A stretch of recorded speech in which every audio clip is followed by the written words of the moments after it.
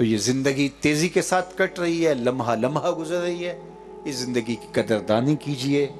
جو بچے ہیں وہ مت سمجھیں کہ ابھی جوانی پڑی ہے، اور جو جوان ہے وہ مت سمجھے ابھی بڑھاپا پڑا ہے، اور بوڑھوں کو تو سوچنے کے لیے اس طرح کی کوئی چیز ہی باقی نہیں رہی، کوئی حجت ہی نہیں رہی، لیکن جوان بھی نہ سوچے۔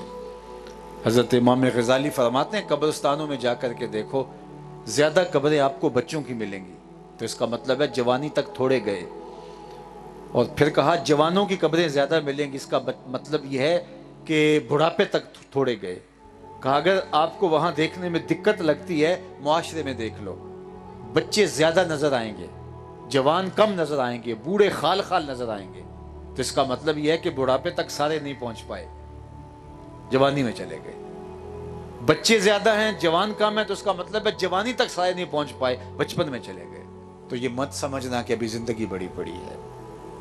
زندگی کی قدردانی کیجئے، یہ اللہ کی نعمت ہے، ایک مرتبہ ملنی ہے، دوبارہ نہیں ملنی۔ پھر انسان ڈاڈا پچھتائے گا، سخت پچھتائے گا، لیکن کچھ ہوگا نہیں پچھتانے سے۔ ما لہذا الکتاب لا یغادر صغیرۃ ولا کبیرۃ الا احصاها، ہائے اس کتاب کو کیا ہو گیا، اس نے سب کچھ لکھ دیا، چھوٹی بڑی کوئی بات چھوڑی نہیں۔ یا لیتنی قدمت لحیاتی، کاش میں اس زندگی کو اس آخرت والی زندگی کے لیے گزارا ہوتا، لیکن پھر پچھتانے سے کچھ نہیں ہوگا۔ آج کا پچھتاوا کل کی بہتری کی ضمانت ہے۔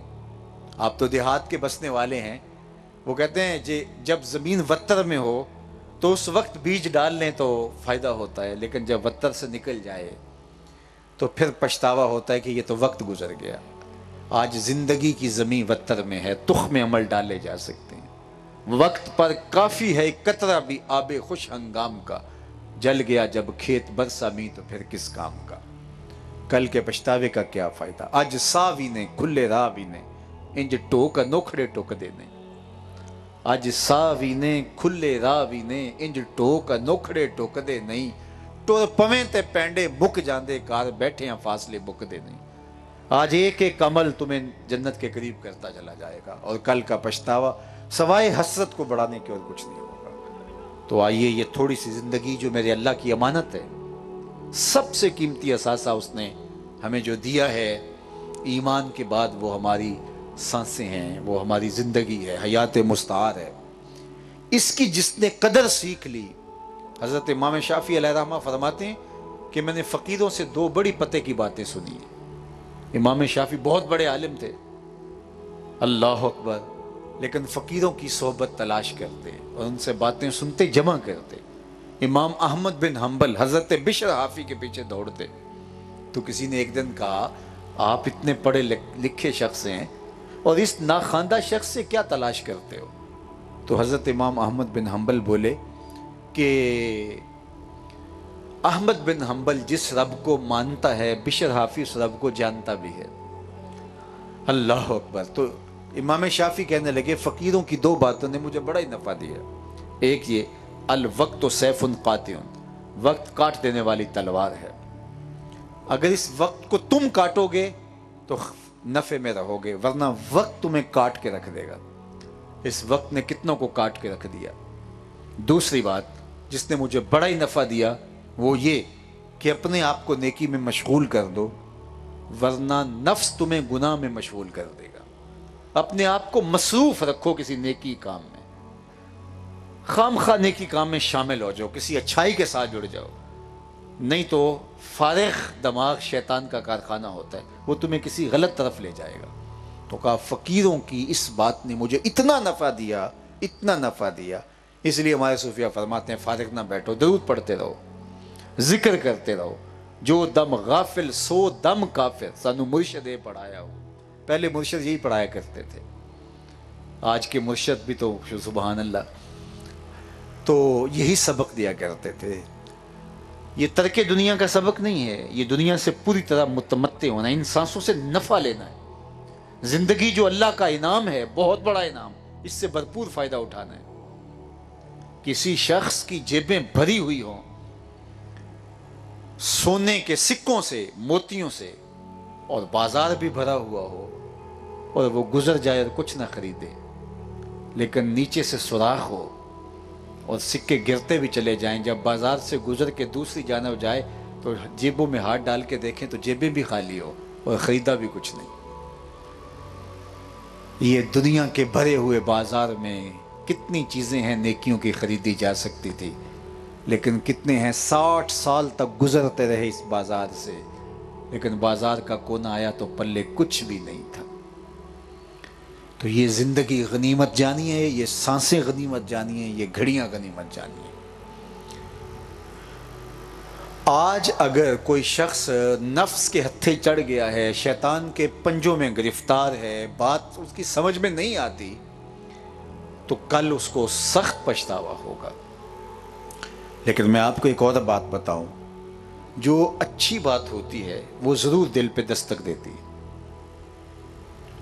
جو خیر کی بات ہوتی ہے، جو دل سے نکلی ہوئی بات ہوتی ہے، کوئی کسی کی خیر خواہی میں بات کرتا ہے، ایسے نہیں ہوتی کہ وہ بات ایسی ہوا میں اڑ جائے. از دل خیزت بس دل ریزت، وہ ٹھک کلیجے پہ لگتی ہے، جا کے بات پہنچتی ہے اور بندہ کہتا ہے ہاں یار یہ صحیح بات ہو رہی ہے. لیکن جب وہاں سے اٹھتا ہے، جاتا ہے، پلٹتا ہے، پھر وہی کا وہی کھڑا ہوتا ہے. یہ کیا ہے؟ یہ دل کی سیاہی کی علامت ہے. دل اتنا کالا ہو گیا ہے کہ وقتی طور پہ دماغ نے سوچا ہاں درست ہے، دل نے بھی کہا بات ٹھیک ہے، تو جب ٹھیک ہے تو پھر اس ٹھیک کو پکڑ لیجئے. اگر یہ پتہ چلے کہ یہ پلاٹ خرید لیں گے تو اتنا نفع مل جائے گا تو قرض اٹھا کر بھی آپ خرید لیں گے جب نفع سامنے نظر آئے گا. لیکن یہاں کیوں نہیں ہوتا؟ اس لیے کہ وہ سیاہی کی وجہ سے تیقن کا وہ نور نصیب نہیں رہتا. تو بعض اوقات ہم بہت ساری ایسی چیزوں کو سمجھتے ہیں. یہ کس کو نہیں پتا کہ جھوٹ جھوٹ ہے؟ یہ کس کو نہیں پتا کہ کسی سے ظلم کرنا ظلمات یوم القیامہ ہے، قیامت کے اندھیروں کا سبب ہے؟ یہ کس کو نہیں پتا؟ سب کو پتا ہے نا. لیکن اس کے باوجود ہم وہیں کھڑے رہ جاتے ہیں، اس لیے کہ ہمارے دل اتنے سیاہ ہو گئے ہیں. اب دل کیسے پاک ہوں گے؟ تو دل پاک ہوں گے کثرت سے اللہ کا ذکر کرنے سے، قرآن مجید کی تلاوت کرنے سے، اور تیسری بات ارشاد فرمائی کثرت کے ساتھ موت کو یاد کرنے سے، اچھے لوگوں کی صحبت میں بیٹھنے سے. اچھے لوگ تو ملتے ہی نہیں، اور اگر کوئی مل جائیں، غنیمتیں مل جائیں، تو پھر دامن پکڑ لو، چھوڑو نہ ان کو. ان کے ساتھ وابستگی، دل بستگی، تعلق کے خاطر مضبوط کر لو. ان کا تعلق ضرور تمہیں ایک دن خیر کی راہوں پہ ڈال دے گا. تو یہ 4 چیزیں بہت اہم ہیں. کثرت سے اللہ کا ذکر اپنا مزاج بناؤ، اٹھتے بیٹھتے اپنی زبان کو تر رکھو. ایک صحابی نے حضور سے پوچھا، حضور میرے لیے بہترین وظیفہ کیا ہے؟ تو آقا کریم فرمایا ان تموتا ولسانک رطب من ذکر اللہ، تو اس حال میں فوت ہو کہ تیری زبان اللہ کے ذکر سے تر ہو.